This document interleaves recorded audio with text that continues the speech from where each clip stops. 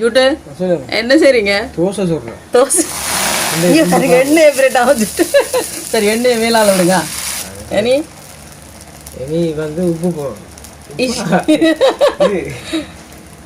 முட்டை முட்டை இனி முட்டை எல்லாம் போடணும். அதுக்கு பிறகு ஓகே எண்ணெய் விட்டாச்சு.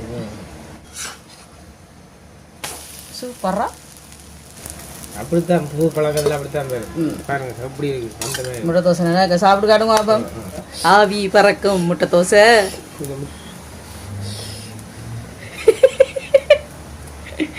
எவ்வளவு காண்டா இருக்குது இப்படியே வச்சு வீடியோ எடுக்க வேலைக்கு போகிறாள்.